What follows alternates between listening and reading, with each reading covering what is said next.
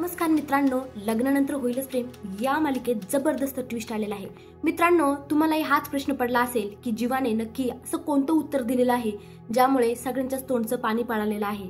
कारण आपल्याला आता धडकीच भरलेली आहे की जेव्हा नंदिनीने जीवाला प्रश्न विचारला की हे आमच्या घरातल्यालाच माहिती आहे, तर काव्याला ठसका लागल्यावर असं करायचं हे तुम्हाला कसं माहिती, तर तेच पाहूया आपण। मित्रांनो, आता देशमुख परिवार खूप आनंदी असतो, इतके आनंदी मी त्यांना आतापर्यंत कधीच पाहिलं नव्हतं। सगळ्यांच्या चेहऱ्यावर अगदी हास्य खळखळून दिसत असतं, त्यांचा आनंद अगदी निखळून वाहत असतो। खूप चेष्टा मस्ती इतकं छान चालू असतं त्यांचं सगळं, खूप आनंदात असतात, एकमेकांना पाणीपुरी काय भरत असतात। विक्रम काका तर इतके मूड मध्ये असतात, बाप रे, डायरेक्ट ते तर ना असे ठेलेवाले भैयाच बनलेले असतात आणि दीदी लेव पाणी लेव पाणी लेव, बाप रे खतरनाक, म्हणजे ना खूप छान मस्करी चालू असते आणि इतकी छान आनंदाने सगळेजण पाणीपुरी खात असतात, एकमेकांना भरवत असतात। पार्थ काव्याला, जीवा नंदिनीला, नंदिनी जीवाला, सगळेजण एकमेकांना पाणीपुरी भरवत असतात आणि खूप मस्ती करत असतात, खूप आनंदी असतात। इकडे आता त्यांची स्पर्धा सुद्धा लागते की वहिनींची टीम एका बाजूला आणि भावांची टीम एका बाजूला, तर आता कोण जिंकणार, कोण जास्त पाणीपुऱ्या खाणार। कारण पार्थ आणि जीवा म्हणत असतात आम्ही जास्त पाणीपुरी खातो, आम्हाला पाणीपुरी आवडतात, आणि इकडे काव्या एकटीच असते, एकटीच पाणीपुऱ्या खात असते, तरी सुद्धा तिने त्या दोघांना मागे टाकलेलं असतं। बाप रे, काव्या सुद्धा ना खतरनाक आहे बापा, ती ना एकटी 65 पाणीपुऱ्या खाल्लेल्या असतात आणि या दोघांनी मिळून 60 खाल्लेल्या असतात।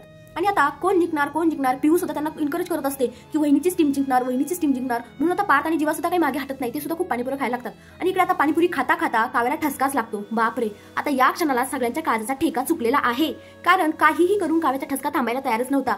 मानिनी काकू तिला मधाचं चाटण देतात, तिला पार्थ पाणी पाजतो, पण काहीही केल्या तिचा ठसका जायला तयार नसतो। मात्र याचा तोड हा जीवाकडे असतो, त्यामुळे जीवाला आता पाहवतच नसतं की काव्य अशी तडफडते समोर, त्यामुळे तो पटकन तिच्या डोक्यावर पाणी ओततो आणि तिला असं थापडतो डोक्यावर, आणि आश्चर्याची गोष्ट तिचा ठसका थांबतो। आणि हे सगळं पाहून आता सगळ्यांच्या पायाखालची जमीन थोडी होते, म्हणजे पायाखालची जमीन सरकते की हे कसं शक्य आहे, आम्ही एवढे प्रयत्न केले, आम्हाला काही जमलं नाही, आणि जीवाने तर जादूच केली, जीवाने चक्क ठसका थांबून दाखवला। आता जीवाची मात्र पळताबळी थोडी झालेली आहे, कारण सगळेजण त्याच्याकडे आश्चर्याने पाहत आहेत। आता जीवालाही समजेना की आता मी कुणाला काय उत्तर देऊ, तेव्हा सगळेजण त्याला विचारतात, काका विचारतात, मानिनी काकू विचारते, पार्थ सुद्धा विचारतो की एवढं सगळं आम्ही केलं, आम्हाला नाही जमलं, तुला कसं जमलं, तू काय केलं असं नेमकं, काय जादू केली की तिचा ठसका थांबला। नंदिनी सुद्धा तिथे येते आणि बोलते, हो खरंच ना जीवा, अहो हे असं करायचं हे फक्त आमच्याच घरच्यांना माहितीये, तुम्ही कसं केलं, तुम्हाला कसं कळलं। आता मित्रांनो, जीवा खूप मोठ्या संकटात सापडलेला आहे, जीवा काय उत्तर देणार, काय वाटतं तुम्हाला, आता जीवाने असं कोणतं उत्तर दिलं असेल नक्की, आता जीवा कसा सोडवणार स्वतःला।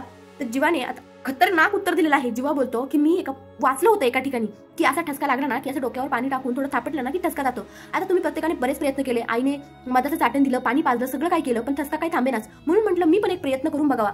मित्रांनो, आता जीवाने असं काही उत्तर देऊन बाजीच पलटी केलेली आहे, परंतु काव्य आणि जीवा दोघेही फार टेन्शन मध्ये आहेत, कारण काव्याचा सुद्धा काळजाचा ठेका चुकला होता। आता काय होणार, आता आमची चोरी पकडली जाणार का, आता आमचं सत्य समोर येणार का, या भीतीनेच ती आणखी तिची जीवाची घालमेल होत होती। आता जीवा आणि काव्य समोर आहेत आणि ते एकमेकांना सांगत आहे की आपण सगळं काही विसरून गेले, मूव ऑन झाले, तरी जुन्या गोष्टी आपल्या समोर का येतात, आपण या गोष्टी नाही करायला पाहिजे। जीवाही तिला ते समजून सांगत असतो की मूव ऑन झालो, मी फक्त पार्थ दादाची बायको आणि तू माझ्या बायकोची बहीण म्हणून मी तुझी मदत केली। तर इकडे रम्या आणि वसु त्या भलत्याच आनंदी आहेत। रम्याला इतका आनंद होतोय की पार्थ आणि काव्याचं लग्न आता मी मोडणार आहे, कारण तिच्याकडे पुरावा आहे। तर इकडे काव्याची भलतीच लगबग चाललेली आहे, पार्थच्या नादात तिने जास्त क्रीम घेतल्यामुळे ती पार्थ ओरडत आहे, पार्थला म्हणत आहे की मी या क्रीमचं काय करू। पार्थ बोलतो, अगं मला लाव, आणि बाप रे इतकं छान रोमॅन्टिक सीन चालू आहे। काव्या इतकं प्रेमाने पार्थला खुर्चीवर बसून जशी एखादी ब्युटी पार्लरवाली बाई मेकअप करते ना, अगदी तसाच मेकअप पार्थ करत आहे। मित्रांनो, आता उद्याच्या भागात पाहायला फार मजा येणार आहे। इथे नंदिनी सुद्धा जीवाला फार एन्करेज करत आहे की तुम्ही जीवा आहात, तुम्ही काही करू शकता। तर मित्रांनो, आता तुम्हाला काय वाटतं कमेंटमध्ये नक्की सांगा। धन्यवाद।